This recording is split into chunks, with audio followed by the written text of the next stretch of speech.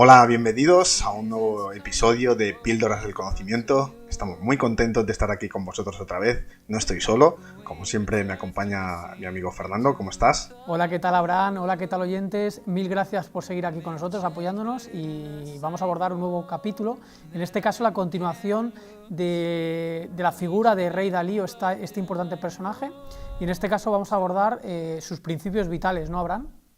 Exacto, la verdad es que es la continuación. Hay tanto contenido de valor en este libro que por eso decidimos hacerlo en 2 capítulos. Esperamos que os guste, sabemos que os va a gustar, así que quedaos hasta el final que vais a disfrutar. Antes queríamos haceros un inciso. Estáis todos invitados a entrar en píldorasdelconocimiento.com, en la plataforma que hemos montado y en la que tenéis acceso a una lista para suscribiros al correo, contenido de cursos, también una selección de los mejores libros, los podcasts. Está, podríamos decir, el club de las píldoras del conocimiento, en el que estáis invitados a uniros y en la que estamos deseando que lleguéis y podáis disfrutar del contenido que hemos preparado para vosotros. Sí, de hecho hemos estado hablando entre nosotros que a lo mejor en un futuro nos decidimos incluso hacer un libro que sea el libro del podcast, el resumen del resumen de lo que hemos contado en cada capítulo, empaquetarlo todo en un libro bien escrito, pero bueno, veremos más adelante, que eso lleva mucho tiempo y lo estamos un poco sopesando a ver si en un futuro lo hacemos. Sí, la cuestión es que nos sentimos a gusto con lo que estamos haciendo y nos sentimos apoyados por la comunidad, así que esperamos que nos sigáis dando ese cariño que nos habéis estado dando, ese buen feedback que nos ayuda a crecer y a seguir mejorando, porque al fin y al cabo se trata de que sigamos creciendo a nivel personal y de esa manera pues todos salgamos beneficiados. Sí, y entrando ya en materia, el otro día hablamos de Rey Dalí, un poquito su figura desde el punto de vista de la inversión, y hay que decir que, por recordarlo, que Ray Dalio es licenciado en Economía y MBA por Harvard, y la primera incursión que tuvo Rey Dalio en el sector de la inversión ya fue a la temprana edad de 12 años. Compró acciones de Northwest Airlines por $300, y fue una cantidad que triplicó tras la fusión de esta aerolínea, ¿no?, con otra compañía. Y también comentamos el otro día que es una importante figura en el campo de la filantropía. Hablamos de que junto con Michael Bloomberg se había dedicado por ejemplo, a potenciar el estudio del fondo oceanográfico, pero también tiene otros interesantísimos proyectos, como vamos a resaltar alguno de ellos, si te parece, Abraham. ¿Cuál? Como por ejemplo en 2011, que se unió a la campaña Giving Pledge, la promesa de dar, ¿no?, impulsada por Bill Gates y Warren Buffett, que lo que estaba buscando era que los ricos se comprometiesen a su muerte dar más de la mitad de su fortuna. Como por ejemplo que Warren Buffett ya ha prometido donar el 99% de su fortuna mientras viva o cuando muera, que es una pasta, es de las personas más ricas del mundo. Sí, este proyecto de Giving Pledge es como que están intentando convencer a otros ricos de que a su muerte o en vida donen gran parte de su fortuna, de la fortuna que han adquirido en vida. Es curioso como todos estos grandes figuras luego se dan cuenta de que el dinero no tiene tanta importancia, lo normalizan y al final su legado y su futuro es también compartir hasta el dinero que han acumulado de la forma que ellos consideran justa. Luego también han ayudado a la Fundación David Lynch, que promueve y patrocina la investigación sobre la meditación trascendental. De hecho, veremos que a lo largo del libro Rey Dalio es ferviente seguidor de lo que es de la meditación trascendental porque le ha ayudado mucho. Sí, o que por ejemplo está en el proyecto Audaz de TED, que es la iniciativa que sabemos que promueve el emprendimiento para resolver problemas sociales globales, sabemos de las conferencias que dan y realmente pues dice mucho de sí, ¿no? De que no es una persona que se haya quedado parada, no, yo he conseguido esto y me lo guardo para mí, no, da de su dinero y además de su conocimiento. Sí, y Abraham, si quieres, hablando un poquito antes de empezar en los principios vitales, ¿cuáles son las reflexiones que te ha hecho a ti reflexionar, qué te ha hecho pensar el análisis de este libro? ¿Qué conclusiones sacas? A mí ha habido una frase que me ha impactado mucho, ¿no? Dice, he llegado al punto de ignorar el dolor que me causan los errores y disfrutar del placer que supone el aprendizaje posterior. Porque las mejores cosas de la vida vienen después del terror, cuando pasamos por algo que nos ha hecho doler, que nos ha hecho pasarlo mal. Si tenemos la actitud correcta frente a ello, vamos a salir beneficiados, ¿no? Como dice, al otro lado de tus peores miedos están las mejores cosas de la vida. Y realmente es algo que me ha hecho reflexionar. Sí, luego hay otra reflexión que me ha suscitado la lectura de este libro, no viene implícitamente en el libro, pero me la ha suscitado, es el proceso de eliminación, que es no pierdas el tiempo con nada que antagonice tu yo futuro. Es más importante definirte por lo que no eres, o sea, lo que no quieres llegar a ser, que por lo que eres.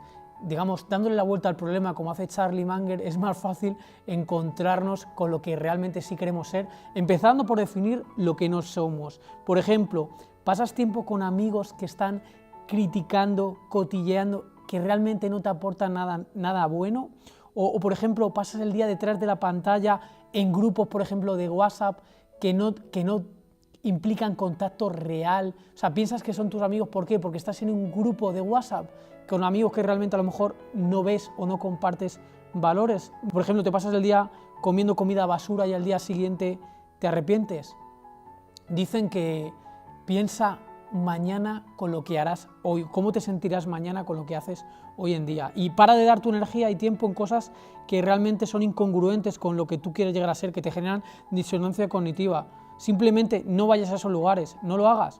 Cuando dejas de dar tu tiempo, pues seguramente en estas cosas, repentinamente te encontrarás gastando el tiempo en cosas que realmente, y en lugares que realmente te merecen la pena, que son saludables para ti, que te dan felicidad. ¿Y por qué? Por muy sencillo, porque acabas de eliminar los lugares, las personas, las cosas y el tiempo que perdías, en definitiva, en cosas que te mantienen alejado de tu identidad. Muchas veces pasa lo siguiente, esto también reflexión a raíz de este libro, demasiadas opciones nos mantienen esclavizados, nos mantienen paralizados, reduzcamos el número de opciones, eliminamos el exceso, el tiempo perdido, entonces repentinamente nos daremos cuenta que delante de nosotros tendremos lo que realmente es importante para nosotros. Es este proceso de eliminación, que realmente te mantenía alejado de tu identidad. Muy bueno. La verdad es que te hace pensar y reflexionar. Tengo otra frase anotada también, ¿no? que pone en manifiesto la parte emocional y racional en la toma de decisiones, que es: durante este juego de la vida me asaltan toda clase de emociones. Estas pueden ayudarme o bien herirme. Si consigo sintonizar mis emociones con la lógica y actuar tan solo cuando ambas están en armonía, tomaré mejores decisiones. Así que, ¿qué razón tiene poner en armonía ambas, la parte emocional y la parte racional, y de esa manera tomaremos mejores decisiones? Sí, o sea, que en el proceso de decisión es tan importante controlar ambas partes, sí, ¿no? La emocional y la racional. No se trata de suprimir una de ellas, ambas son necesarias. Exacto. Sí. A mí hay otro tip que me ha resultado súper interesante, es que él ve la vida como un juego, yo lo he puesto como un videojuego en el que la experiencia te hace progresar. Literalmente dice: a mí me ha ayudado a pensar en mi vida como si fuera un juego en el que cada problema es un acertijo. Si lo resuelvo, obtengo una recompensa en forma de un principio que me ayuda a evitar este tipo de problema en el futuro.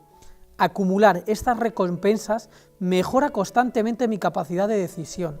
Así puedo ascender a nuevos niveles cada vez más altos en los que el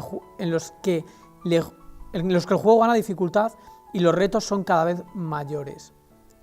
Esto es literalmente, mi conclusión es que somos flexibles con la ruta que queremos tomar, puesto que nuestro cerebro nos permite replanificar y tomar decisiones para sortear los obstáculos, para llegar a nuestro destino. Es decir, en otras palabras, es más importante tener un destino que el camino, el camino lo iremos labrando poco a poco, y nuestras capacidades nos permitirán ir llegando a este objetivo si tenemos un objetivo en mente, teniendo en cuenta que lo importante no es llegar al objetivo, sino disfrutar el camino. Sí, es que está claro que si no nos planteamos un objetivo, nos dejaremos llevar, iremos dando tumbos por la vida. Si tenemos un objetivo claro, daremos los pasos necesarios para ese objetivo. Tendremos una razón de ser, un motivo, un porqué, y realmente eso nos ayudará. No, perfecto. Muy bien, ¿no? ¿Tienes alguna reflexión más que quieras mencionar, Fernando? Sí, yo tengo otra que a mí, llevo toda la semana pensando en ella y la verdad es que me parece crucial, y es que el mayor incentivo que tenemos, todos los humanos, es que te la juegues, que te juegues el pellejo. O sea, es curioso que en la época donde hay más información que nunca, donde te descargas libros gratis, piratas, que nunca llegas a leer, compras cursos que no acabas. ¿Y dónde está el problema, no? Es porque, y realmente el problema es porque no te estás jugando nada, no te estás jugando una inversión, no te estás jugando el pellejo. ¿Verdad que cuando te compras un libro no dejas ninguno sin leer, o casi ninguno? ¿Por qué? Porque te la estás jugando, te estás jugando tu dinero, Sí. ¿no? O qué fácil es criticar a la gente detrás de la pantalla, y eso mismo no se lo dirías cara a cara a una persona más fuerte que tú o más sabia que tú. ¿Por qué? Porque tendrías miedo de que te diera un guantazo o que te dejara más. Detrás de la pantalla es muy sencillo, no te estás jugando nada, ¿no? O otro tip que me parece que me ha resultado crucial dentro de esto de que no te juegas nada: ¿por qué fracasan tantos proyectos en los que participa tanta gente? ¿Por qué? Pues porque la responsabilidad se diluye entre los demás, ¿no?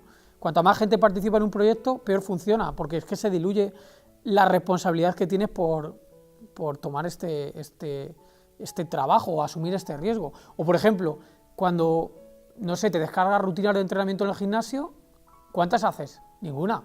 O empiezas con una y no la sigues, porque no te estás jugando nada. Sin embargo, si pagas a un profesional, a un entrenador privado, o yo qué sé, o por ejemplo, sé tú, Abraham, que tienes el de Sergio Peinado de entrenamiento, ¿a que lo haces? ¿Por qué? Porque te la estás jugando, te estás jugando tu inversión. No, la verdad es que tienes toda la razón. Cuando nos jugamos algo es cuando nos comprometemos. Si no tenemos como se dice, ¿no? Si no tenemos un gran porqué, no podemos con cualquier cómo. Necesitamos ese porqué, en este caso jugarnos algo, jugarnos nuestro dinero, como están mencionando, y de esa manera... O tiempo, o recursos. O prestigio. Sí. Buena reflexión. Te ha hecho reflexionar este libro, Fernando. Sí, mucho. Es que al final me he dado cuenta que de todo esto de que jugártela está en todos los ámbitos de la vida. ¿Por qué los políticos toman las decisiones que toman? Porque sus decisiones en el largo plazo no les influye a su vida. No se están jugando el pellejo en cada decisión. Antiguamente, sabes que los arquitectos romanos, cuando construían un puente o una edificación, tenían que vivir, no sé si era una semana debajo del puente. Y te aseguro que lo hacían bien, ¿eh? Porque te están jugando literalmente el pellejo. Claro. Así que Buen sí. ejemplo. Pues si te parece pasamos a principios vitales, que en este caso el primero sería: admite y afronta la realidad y nos anima a ser hiperrealistas. ¿Por qué Fernando nos dice esto? Sí, pues hay que darse cuenta que normalmente hay como dos tipos de personas. Normalmente pensamos que está el soñador, que está totalmente alejado de la realidad, y luego por otro lado está el hiperrealista, pero está considerado como una persona fundamentalmente pesimista, ¿no? Y aquí dice todo lo contrario, de que hay que tener sueños elevados, pero partiendo de una realidad y de un conocimiento de la verdad y de la realidad, porque ese conocimiento profundo de cómo funciona la realidad es lo que te permite llegar a alcanzar los sueños. Él literalmente dice que la gente que crea grandes cosas no es indolente ni ilusa, sino que tiene siempre los pies en el suelo. Y además presenta una ecuación que dice que es igual a una vida de éxito, y es sueños más realidad más determinación entendido como tomar acción masiva, es igual a una vida de éxito. Lo vemos, ¿no? Sí. Que cuando tenemos metas, ¿y por qué es importante tener metas? Porque si tenemos metas podemos sortear el camino para llegarlas. Si tenemos como base de nuestra planificación la realidad, somos realistas y comprendemos cómo funciona el mundo y además tenemos determinación, lo más probable es que podamos conseguirlo, ¿no? No hay nada peor que te vaya bien en algo que no te gusta, porque genera comodidad, ¿no? Si te va bien en algo que no te gusta, no haces nada, ¿no? Entonces, si digamos que hay dos zonas, la zona de confort, que es como la complacencia, y la zona del cortisol, la zona del estrés, ¿no? El estrés, sí. Claro, entonces en ese punto medio o zona de flujo que le llamaba Mihaly, su libro Fluir, es donde se encuentra la zona en la que nosotros transitamos de forma feliz por la vida, ¿no? Hay que tener en cuenta que el cortisol constante, o sea, esta zona de cortisol, esta zona de estrés, mata neuronas, ¿no? Te destroza. Sí. Y nada, yo estoy convencido de que el esfuerzo en el largo plazo, no me cabe ninguna duda que es mucho más divertido que la complacencia. Sí, yo creo que sí, tienen razón. Al final hay que esforzarse, pero en el largo plazo, siempre viendo a largo plazo, es lo más beneficioso. Total, esforzarte que vivir una vida en la zona de confort sin experimentar nada nuevo. Pues si quieres, ahora pasamos a la siguiente parte. Sí, pues nos anima a tener la mente radicalmente abierta, o sea, ser totalmente transparentes. Y a ver, seamos claros, o sea, no todo el mundo es transparente, ¿no? La verdad es que no abunda, pero ser sinceros y tener transparencia radical al final nos atraerán tareas y relaciones más significativas. ¿Por qué? Porque en un principio podemos chocar con algunas personas, pero al final vamos a atraer a las personas que realmente se alineen con nosotros, porque nosotros estamos siendo transparentes y emitimos esa transparencia y nos relacionaremos con personas de ese tipo y serán más significativas, más provechosas, más felices. Así que vamos a dejar a un lado el miedo, ¿no?, al que dirán, a que no se interponga en nuestro camino, y de esa manera saldremos beneficiados. La verdad es que eso lo deja muy claro durante todo el libro y la verdad te hace ver que es la forma real y efectiva de ver el asunto. Sí, el siguiente punto es observa la naturaleza para comprender el funcionamiento de la realidad, que es un poco lo que ya estamos diciendo hasta ahora. Y hay que tener en cuenta que la cualidad más definitoria del hombre, lo que lo distingue de los animales, es su capacidad para mirar la realidad desde lo alto, es decir, su capacidad de abstraer, de comprender, de sintetizar, ¿no? Y esto se ha debido fundamentalmente a que nuestro cerebro más reptiliano, de la zona de la amígdala cerebral y tal, ha ido evolucionando y se ha ido ganando en tamaño lo que se le llama el neocórtex cerebral, que es la zona del cerebro que permite precisamente esto, un pensamiento más simbólico, más lógico, más relacional, que permite construir marcos mentales, ¿no? Entonces, además, Ray Dalio es una persona que ha leído mucho y, por supuesto, ha leído los libros de Richard Dawkins, como El gen egoísta, etcétera. Y él fue bien defensor de que la realidad suele castigar a las personas, especies y cosas que no funcionan bien y que retrasan el progreso. Hay que tener en cuenta que el propósito principal de cualquier forma de vida es servir de receptáculo del ADN. Richard Dawkins le llama las llamadas máquinas de supervivencia, ¿no? Entonces, al fin y al cabo, hay que darse cuenta que somos parte de un proceso evolutivo y que realmente, si nos miramos desde afuera, no tenemos un valor tan importante como nosotros nos queremos dar, sino que somos parte de un mecanismo, de una máquina que lleva funcionando año tras año, al final que es la evolución, y somos simplemente meros receptáculos de ADN. O sea que, y luego él concluye que hay dos resultados posibles: o aprendes de tus errores y extraes lecciones importantes que te ayudan a seguir adelante y te facilitan el éxito, o simplemente no aprendes y fracasas. Entonces, no te obsesiones con tu visión de cómo deberían ser las cosas, porque eso no te va a permitir aprender de la realidad. O sea, renuévate o muere, aprende de todas las cosas que ves a tu alrededor, sé radicalmente abierto de miras. Un inconformista, sí señor, claro que sí.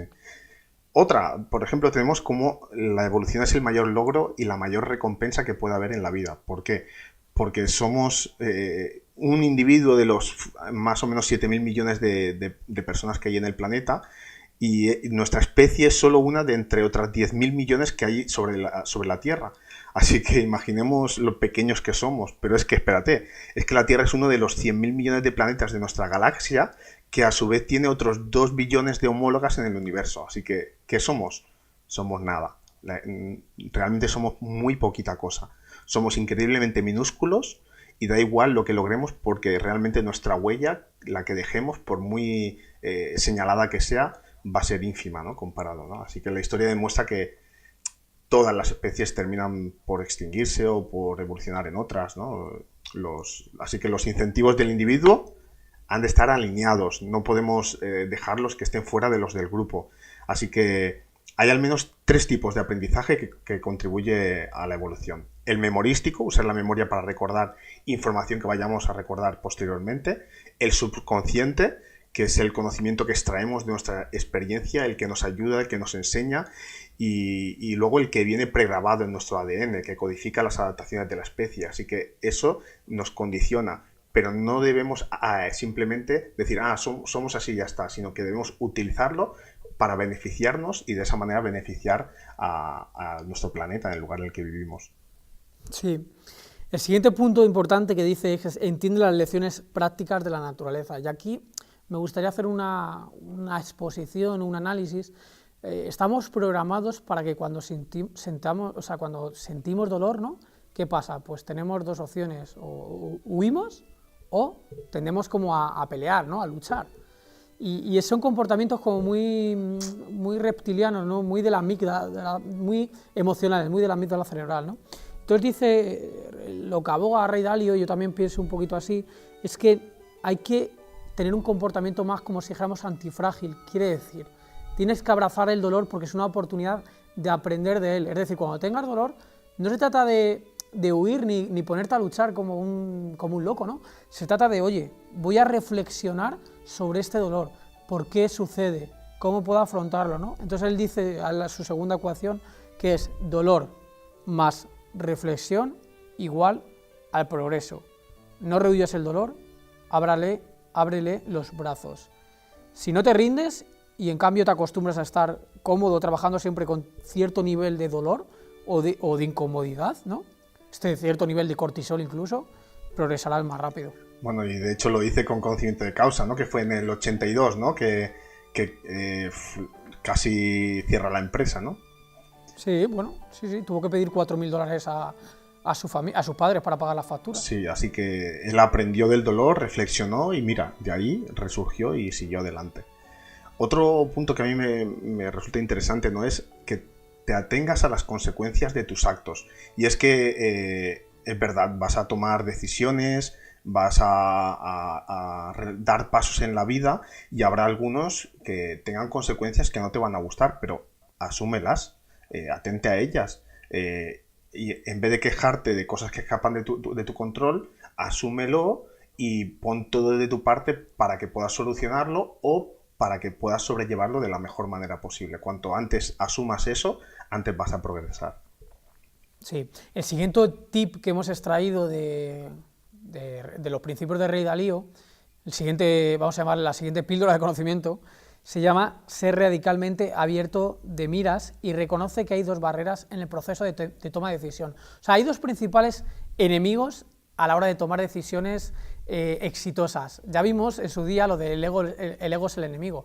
Pues efectivamente, la primera barrera es el ego. El ego es lo que nos impide reconocer nuestras debilidades de forma objetiva, ¿no? Es decir, oye, pues no soy bueno en esto, o tengo mucho que mejorar, ¿no? Pero muchas veces el ego nos impide darnos cuenta de eso. Y luego, por otro lado, el otro principal obstáculo, la otra principal barrera son los ángulos muertos. Tenemos que entender que cómo entendemos la realidad es normalmente muy diferente para cada persona, porque tienen diferente cableado cerebral, diferentes modelos mentales. Es decir, cómo percibo yo la realidad probablemente es muy diferente a cómo la percibe Abraham, Claro. aunque los dos vivamos en el mismo mundo y estemos incluso hasta con conocimiento similar, pero cada persona es un mundo, cada persona entiende la realidad de forma diferente. Entonces hay que tener en cuenta a la hora de tomar decisiones estas dos cosas porque son dos grandes barreras que nos pueden perjudicar, el ego y el punto ciego o los ángulos muertos. Exacto, por eso nos anima a preguntarnos, ¿estoy viendo las cosas solo con mis ojos? Y claro, dice, si la respuesta es sí, has de saber que tienes una tara terrible. Y es que nos hace reflexionar, ¿no? Si sabes que estás ciego, puedes buscar la manera de saber lo que hay ahí, ¿no? Pero si lo ignoras, vas a tropezar una y otra vez, una y otra vez. Así que practica esa apertura de miras radical. Eso lo recalca una y otra vez en el libro y de esa manera, cuando tú te abres tu mente y tienes una apertura de miras radical, vas a saber escuchar más a los demás y no pensar que tú tienes el único camino disponible. Sí, porque además no se trata ya de tú tener razón, es que da igual, o sea, aquí no se trata de tener razón, eso es cosa de ego, se trata de descubrir la realidad, cómo funciona. Entonces, cuando tú miras la realidad con los ojos de otra persona, en el fondo, muy en el fondo, lo que estás haciendo es activando o abriendo tu sistema de atención reticular, es aquel que te va a permitir ver oportunidades o comprender la realidad de otra forma que hasta entonces no había pasado no se te había pasado ni por tu cabeza. Exacto. ¿Y cómo solucionar eso? Esa mira que puedas tener tú, que solo ves tú, pues escuchando a otros, mediante un desacuerdo reflexivo, ¿no? Que es otro de los puntos que él nos menciona. Y para ello nos anima a utilizar la regla de los 2 minutos. Utilizar 2 minutos para no interrumpir bajo ningún concepto al otro y de esa manera las dos partes pueden exponer por completo sus ideas y cada uno exponer los motivos por los que cree que su opción es la correcta y de esa manera con esa apertura de mira radical estar dispuesto a escuchar y pensar que puede ser que la otra persona tenga razón. Luego aquí hay una puntualización que hace Rey Dalío y también quiero darle un poquito mi perspectiva, mi punto de vista. Él dice, ten en cuenta lo siguiente, muchísima gente estará en desacuerdo contigo, y no sería productivo para evaluar todas esas opiniones. No compensa ser abierto de miras con todo el mundo. Esto lo comentamos un poco en el podcast pasado. Pero entonces, aunque él promueve la apertura de miras radical y el desacuerdo reflexivo que permite, como si dijéramos, ver con los ojos de los demás y llegar a una postura que permita ver la realidad, pasa lo siguiente. No se trata de darle credibilidad a personas que no la tienen. O sea, intenta juntarte primero con personas que se la hayan jugado y que se la estén jugando. O sea, es muy fácil darte consejos sin haber pasado tú antes por ahí o sin estar jugándotela tú de alguna forma. Entonces, dale credibilidad a las personas en función de lo que han hecho anteriormente en su vida, de su track record y de si se la han jugado o no, si son personas con experiencia en ese tema en cuestión, ¿no? Sí, a mí me ha gustado esa forma de pensar, ¿no? Vale, sí, pueden darte opiniones diferentes personas, pero toma en cuenta la de aquellos que se la han jugado, la de aquellos que tienen un track record, ¿no? de situaciones similares y cómo han salido victoriosos, a esos tomarlos más en cuenta, ¿no? Y él ponía el ejemplo, ¿no? De triangular tu perspectiva con gente creíble. Hablaba de que a él le diagnosticaron un cáncer, pero que al consultar con varios médicos resultó que no era como le había dicho el primer médico. Y eso lo podemos mirar con todo en nuestra vida. Qué bueno es obtener diferentes opiniones de gente creíble, de verdad, y de esa manera llegaremos a mejores conclusiones y podremos de esa manera atajar el asunto de la mejor manera. Lo que cuenta Rey Dalío de su problema con el cáncer, joder, es que es súper curioso porque me sentí súper identificado un poquito, parecido a lo que le pasó a mi madre, y ahora te voy a contar un poco. Básicamente Rey Dalío lo dice en el libro, ¿no? Que un médico le dice prácticamente que le queda poco tiempo de vida, que le tienen que operar con un riesgo de muerte bastante alto, otro le dice que no tiene que hacer absolutamente nada, otro le dice otra tercera cosa, que no tiene nada que ver con las dos anteriores, al final triangula una opinión más o menos creíble, pero no se quedó con la opinión de uno solo. ¿Por qué te digo esto? Por ejemplo, a mi madre le pasó de que se cayó al suelo, se aplastó una vértebra y tomaba un montón de calmantes al día, pues te hablo de 10, 12 calmantes al día. Y el cirujano jefe de aquí de un hospital público de Leganés le comentaba que nada, que no tenía solución, que eso es así, que no se podía hacer nada. Y nada, yo dije, joder, pues voy a intentar ayudar a mi madre, ¿no? A ver si hay alguna solución. Me acuerdo perfectamente un fin de semana sin salir en casa, mirando estudios científicos y tal, y descubrí que había una alternativa, pero nadie se lo había comentado, que se llamaba elastoplastia. Bueno, buscamos al médico que la hacía, tal, se lo hicieron, fue 15 minutos de operación, no sé si fue una operación muy cara, súper cara, pero joder, se quedó perfecta, o sea, ningún dolor, ningún calmante, y yo qué sé, al final se trata de buscar gente creíble, con credibilidad, ¿no? Que te dé soluciones, porque si lo buscas muchas veces encuentras soluciones. Entonces, hay que buscar esa gente con credibilidad. Tú lo has dicho, triangular, ¿no? Y de esa manera obtener esa opinión que al final es la que te puede dar la solución. Y algo que también menciona bastante es la mentalidad estática versus la mentalidad de crecimiento. ¿Por qué? Pues porque, bueno, lo hemos mencionado y no solo en este podcast de Ray Dalio, ¿no? Sino en general. Las personas de mente cerrada se van a centrar más en que las comprendan que en que entiendan a las otras personas. Así que debemos también tener nuestra mente teniendo presente quién tenemos delante y buscando personas que tengan mentalidad de crecimiento, puesto que nos van a entender, nos van a ayudar a crecer y son las que al final van a hacer que pasemos a otro nivel. Sí, este concepto de la mentalidad de crecimiento lo introdujo en su día Carol Dweck y básicamente se trata eso un poco de que, oye, tú puedes haber estudiado, imagínate, la carrera de medicina, pero a lo mejor tú eres una persona que no eres estático, no dices soy médico y ya dejo de estudiar, no, es que todos los días voy a estudiar, todos los días voy a aprender, puedo aprender y puedo mejorar en mi forma de ser. Yo no soy así, o sea, yo soy así todavía, pero todavía.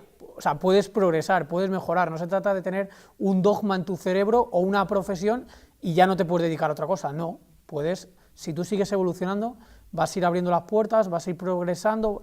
De hecho, lo bueno de esto es cuando te miras a pasado, ¿no? Cuando te miras las decisiones que tomaste hace un año y piensas, joder, qué ingenuo era hace un año. Es bueno, claro. Cuando piensas eso, realmente es cuando has progresado. Cuando has progresado, o sea, si tú dices, no, lo volvería a hacer, qué sabias decisiones, pues si piensas así, bajo mi humilde punto de vista, es que no has progresado mucho Qué bueno. en el último año. Y algo que me llamó mucho la atención era lo de los cromos de béisbol, ¿no? Bueno, aquí en España a lo mejor es más común los cromos de fútbol, ¿no? Que se ve, pues, tal jugador tiene tanto de velocidad, Sí. tanto de regate, tanto de chute, tanto de defensa, tanto, ¿no? Pues lo mismo para nuestro día a día. Saber tener los cromos de cada persona con sus características, sus virtudes y sus defectos, de tal manera que sepamos qué debemos o podemos esperar de esa persona. Y eso no solo sirve para el tema empresarial, sino también nuestro día a día. Hombre, no sé si nos vamos a hacer cromos de nuestros amigos, familiares y demás, ¿no? Pero describirlos de manera conceptual, si es fiable, si es creativo, si es centrado, si pide cuentas, si lucha por el proyecto, si es prejuicioso, si es extrovertido, todo eso nos puede ayudar para saber en un momento dado a quién recurrir para cierta cuestión de nuestra vida. Mira, te voy a contar una anécdota, Abraham, sobre esto Sí. de los cromos de béisbol, que en el fondo es hacer perfiles de usuario con muchas dimensiones. Esta semana, por ejemplo, tuve una reunión con los chicos de IBM y me enseñaron una herramienta que tenían de inteligencia artificial que en base a las conversaciones que tenía una persona, bueno, ellos analizaban sus tweets, pero podía ser cualquier cosa. En base a eso hacían perfiles automáticos de usuario.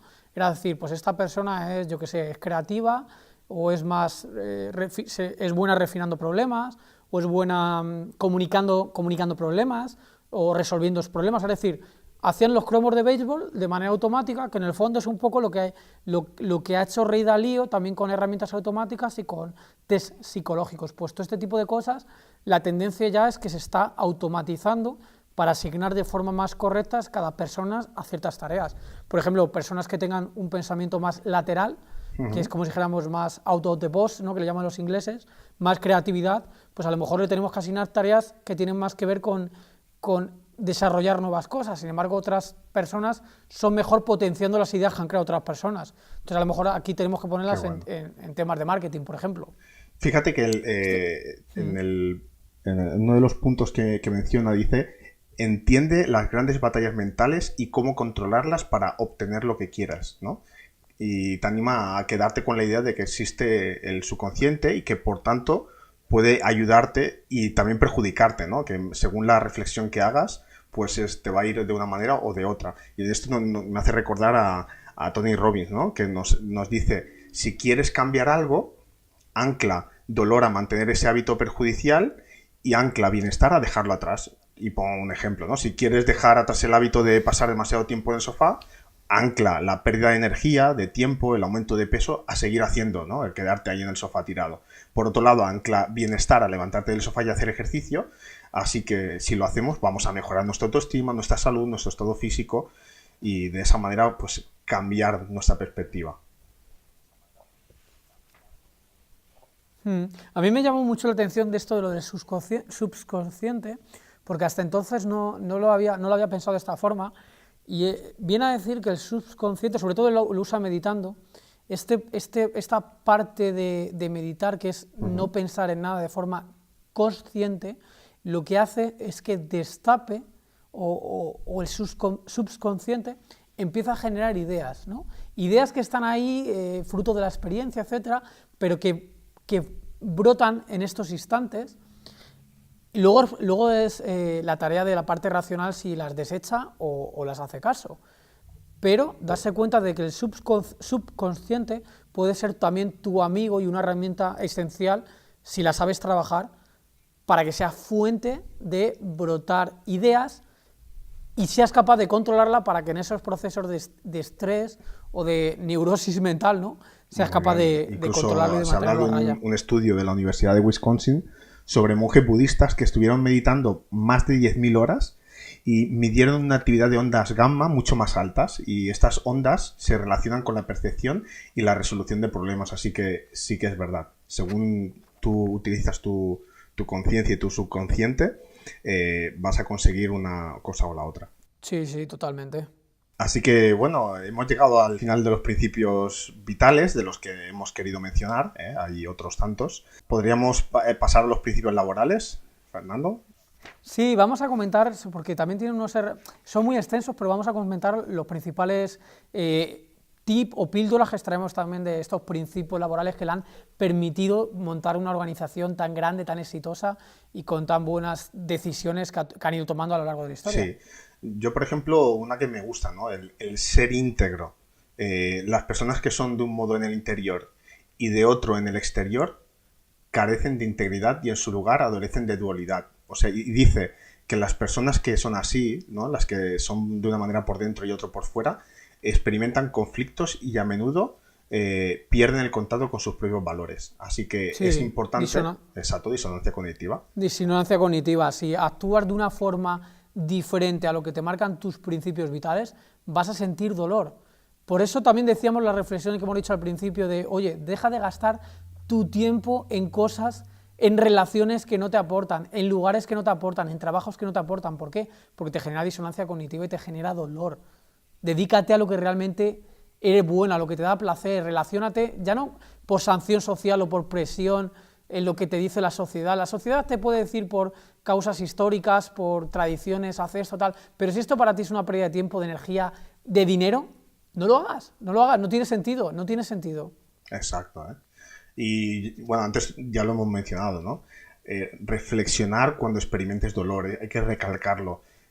No centrarse solo en el dolor en sí, porque al hacer frente al dolor vas a ver con mayor claridad las paradojas y los problemas que tienes por delante. Reflexiona y de esa manera sabrás cómo solventar ese problema y saldrás mucho más reforzado. Hay alguna imagen en el libro, ¿no? De una espiral que sube, pero sufres algún dolor, entonces bajas, pero si reflexionas bien y tienes la actitud correcta, vas a pasar por encima del punto en el que estabas anteriormente, saltando por encima, o sea que es importante.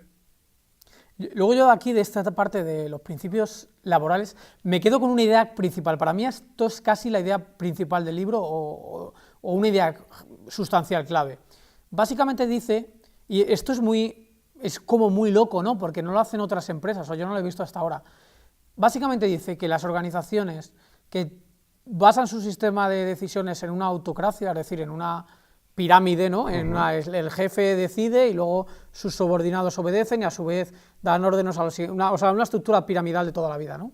Pero dice que este sistema produce decisiones de baja calidad, pero también produce decisiones de baja calidad los sistemas democráticos. Es decir, las decisiones tomadas democráticamente también producen decisiones de baja calidad. Y él aboga por sistemas que él llama basados en meritocracia de las ideas. Y es un sistema en el que, digamos que la decisión se pondera por la credibilidad de las personas. Es decir, imagínate una votación, ¿no? Que en un sistema democrático pudiera haber salido un 60% que sí y un 30% que no. Con este sistema de meritocracia de las ideas puede que se dé la vuelta a la situación y que se decida que no, por la credibilidad de cada una de las personas que han tomado la decisión de no. Y esto lo ejemplifica, sucedió en el 2000, si no recuerdo mal, ¿cuándo fue? 2012 creo, que sí. la crisis griega, la crisis de deuda griega. Por ejemplo, Ray Dalio era partidario había que tomar eran como dos posibles decisiones que iba a tomar el Banco Central Europeo, o se enfrentaba a Alemania o imprimía dinero, ¿no? Y Ray Dalio pensaba que no iba, o sea, que se iba a hacer caso a Alemania y que no se iba a imprimir dinero. Sin embargo, por credibilidad, la decisión se tomó la contraria. Es decir, Ray Dalio no impuso su opinión al resto de la organización, sino que fue un sistema de decisión basado en meritocracia de las ideas. Y gracias a este sistema de meritocracia de las ideas, les permitió acertar. Además, lo llevan haciendo de forma consistente desde que quebró en 1982. Y se basa básicamente en este sistema que aúna sinceridad radical, transparencia radical y toma de decisiones ponderadas por credibilidad. Sí, muy importante lo de que sea ponderado porque realmente da un valor a cada una de esas personas según los criterios que ya han tenido en su pasado y que les han dado cierto éxito, y a cada una de esas personas se le asigna, digamos, un valor y al final, según lo que ha dicho cada uno, se toma la decisión y claro, es súper exacto porque es una herramienta súper potente que que como aquel que dice es más de robots que de humanos, pero realmente funciona. Sí. No, y lo usan herramientas de inteligencia artificial y codificadas en ordenador para ayudarles a implementar esta meritocracia de las ideas. Y como bien dice, esto produce decisiones de mejor calidad o mejores decisiones que los típicos sistemas que vemos a la hora de votar en unas elecciones, que es plenamente democrático, o a la hora en organizaciones que normalmente son plenamente jerarquizadas, ¿no? Pues este tipo de sistemas que usa él en su compañía y que probablemente no es para todo el mundo, produce decisiones de mejor calidad. Y de hecho me resultó muy curioso que decía que cualquier persona en su trabajo tiene como dos tareas, ¿no? Una es hacer lo que realmente se le paga por ello, ¿no? Lo que tiene que trabajar, y por otro lado es el trabajo de qué pensarán los demás de lo que estoy haciendo, ¿no? O sea, de dar visibilidad a lo que está haciendo. Y con este sistema en el que todo queda transparente, queda grabado, etcétera, cada persona está expuesta a la crítica constructiva y basada en credibilidad de los demás, que también lleva a mejorar y a tomar mejores decisiones. Sí, a mí me llamó la atención, creo que era en un vídeo de YouTube, ¿no? Que se veía que durante sus reuniones usan una aplicación y todos los que están en la reunión tienen acceso a esa aplicación para puntuar la participación que está teniendo la persona que esté participando. Y a lo mejor un empleado dice que el jefe ha sido horrible, pone 3 empleados, dice que ha estado muy mal su participación, pero si, por ejemplo, uno que tiene un criterio más alto dice que ha estado correcto, pues se pondera, ¿no? esa relación de puntuaciones y se llega a una conclusión. Y es totalmente abierto, totalmente transparente, y tú puedes ver en tiempo real lo que están pensando los demás de ti. La verdad es que es increíble y al principio cuando lo ves dices, ¿cómo esto es posible? ¿No? Pero ves Sí. que realmente funciona. A esa herramienta, de hecho, es que tienen varias herramientas informáticas, que esa en concreto le llaman el recolector de puntos. Luego tienen también la que hemos comentado, la de los cromos de béisbol, que sirve para hacer perfiles. Luego otra que es registro de incidencias, y además lo cuenta en el libro como un responsable de la mesa de trading, que era el encargado de invertir el dinero de una persona, se le olvidó, y eso provocó grandes pérdidas para la compañía, porque tenía que asumir el error cometido, y él, lejos de echar a esa persona, lo que hizo fue sentarse con él y ponerse a crear esta herramienta que se llama registro de incidencias, que les sirve para dejar por escrito y para luego extraer conclusiones de los errores que se han cometido. O sea, súper interesante. Increíble. Y a mí otro concepto que me gustó es el del principio, ¿no? De 1 más 1 igual a 3, ¿no? Que 2 personas que colaboren bien van a ser alrededor de 3 veces más eficaces que cada una de ellas por separado, ¿no? Y también hace un inciso, dice, sin embargo, entre 3 y 5 personas es más que 20, porque un grupo de 5 personas formado por personas conceptuales e inteligentes que buscan respuestas correctas, con una buena actitud, va a conducir a mejores respuestas que un grupo de 20. Así que Sí, realmente llama la atención también. sí, en eso, por ejemplo, yo me he dado cuenta que he asistido a reuniones que éramos, no sé, 25 personas, y te das cuenta que no tiene sentido. O Cuesta sea, que llegar a realmente, conclusiones. claro, y sobre todo como no tengas herramientas como ellos que les ayudan a tomar decisiones de mejor forma. O sea, si no tienes este tipo de herramientas, además lo dice Jeff Bezos, el CEO de Amazon, oye, no quiero estar en una reunión que no haya, o sea, que podamos comer con una pizza, una o 2 pizzas. Con eso podemos tener que comer todas las personas que están en la reunión. O pasan mucha hambre o es que son pocos. Claro, entonces, si hay mucha gente, digamos que el coste marginal o la utilidad marginal que aporta una persona adicional a esa reunión es decreciente, ¿no? Con 5 personas que piensen de forma diferente y que tengan suficiente credibilidad, ya se generan buenas decisiones. Sin embargo, si tienes ya 10 personas, pues a lo mejor no aumenta significativamente las decisiones tomadas, y ya con 20 personas seguro que no Claro. aumenta, sino que disminuye, y con 30 disminuye más, y con 40 disminuye más. Entonces, es muy buen apunte que también la hace Ray Dalio en Sí, este sí. libro. Y algo que me llama también la atención, ¿no? Cuando dice, preocúpate más por la sustancia que por el estilo. Y es que dice que a menudo oye a gente que se queja del estilo o del tono de una crítica, pero con el fin de desviar la atención de la sustancia en sí, del contenido de esa crítica. Que realmente si prestaran atención a esa crítica en vez de preocuparse tanto por el estilo, estarían creciendo personalmente o laboralmente. Mm. Luego hay otro tip que a mí me ha encantado, y fíjate, dice, he visto a personas que coinciden en los grandes temas desperdiciar horas discutiendo sobre los detalles. Y esto pasa todos los días, de cantidad de horas discutiendo sobre cómo llamar una cosa, qué tal, y es pérdida de energías y de tiempo, cuando lo importante, lo de la regla de Pareto, con el 20% del tiempo se consiguen el 80% de los resultados. Y para conseguir ese 20% restante habría que dedicar un 80% del tiempo. No, la verdad es que el 80-20 yo lo encuentro súper real. Habrá quien esté a favor o quien esté en contra, pero es súper real y la verdad tiene todo el sentido del mundo. Y luego otro tip, Hablan, que no se me olvide, que me gustó mucho, es no te rodees de personas, o si tienes en una reunión, una organización, no te rodees de personas que tengan miedo a quedar como unos imbéciles. Rodéate de personas que no tienen miedo, porque van a preguntar lo que no saben, van a comprender mejor la situación. Hay muchas personas que por no querer quedar mal, no descubren cómo funciona la realidad. Vaya.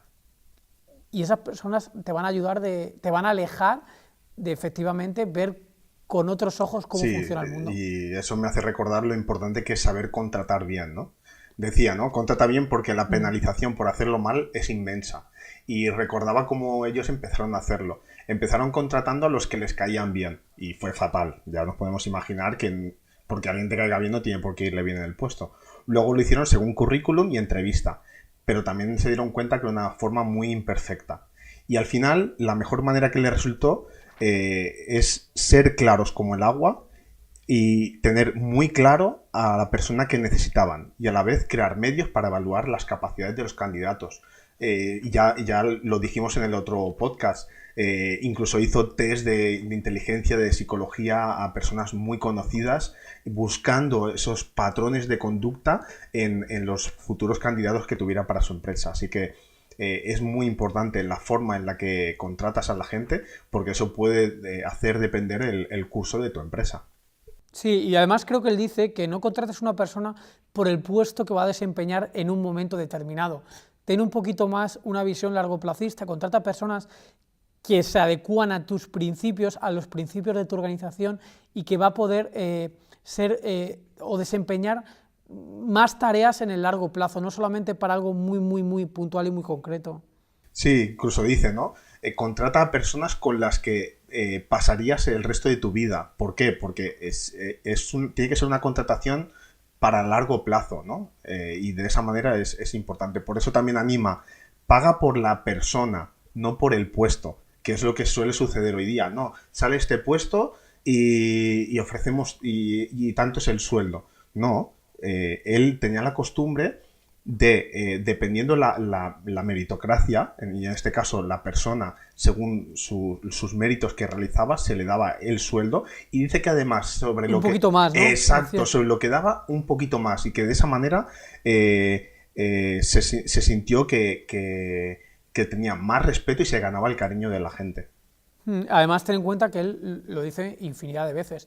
Él ya estaba en un punto de la vida, lo que él buscaba eran relaciones significativas, sí, gente con la que compartir el viaje. Y de hecho dice que ya le importa más el éxito de las personas que compartían el viaje que su propio éxito. Entonces, si lo que buscas es compartir relaciones significativas, es súper importante las contrataciones que hagas. Nada, hablaré con mi jefe y decirle que cuanto quiera me puede pagar más y que le voy a sentir más cariño por él. Y que contigo va a tener un viaje muy bueno. Sí. Bueno, algo que, hablando de viaje o de mar, ¿no? Volví a decir algo que hemos oído tantas veces.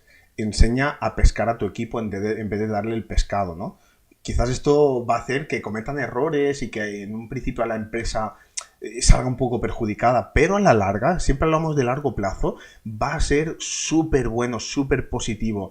Así que los jefes y personas que tengan sus empresas, los empresarios, que tengan muy en cuenta que no pasa nada si su personal se equivoca, siempre y cuando tenga la actitud correcta y les ayude y les dé las herramientas necesarias para subsanar esos errores, porque a la larga saldrán más beneficiados. Además, él tiene un tip, dice, joder, es que nadie es bueno en todo. Dice, ¿tú meterías a Einstein en tu equipo de baloncesto?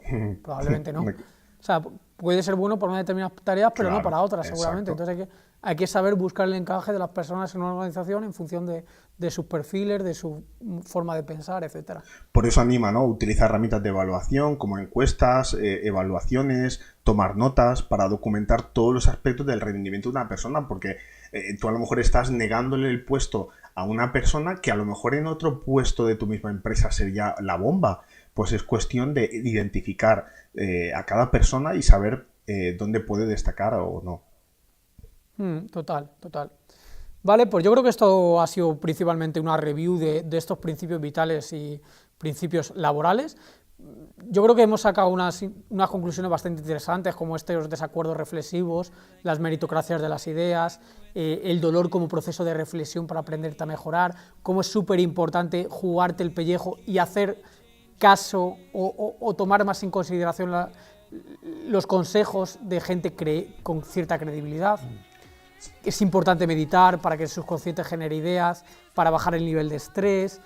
Todo esto creo que lo aporta este libro y os recomendamos que lo leáis. Bueno, si lo leéis, pues os animamos a que nos dejéis en los comentarios de iBooks qué os ha parecido, que nos dejéis vuestro corazoncito, que de verdad sentíos libres de participar en la página web Píldoras del Conocimiento, dejando vuestras dudas, vuestras sugerencias, utilizando entradas que hay para dejar comentarios, y la verdad es que estaremos súper contentos de vuestra participación y que de esa manera ya esa interactuación entre ambos. Pues nada, chicos, nos vemos en el siguiente episodio y nada, nos vemos. Saludos. A seguir creciendo. Chao.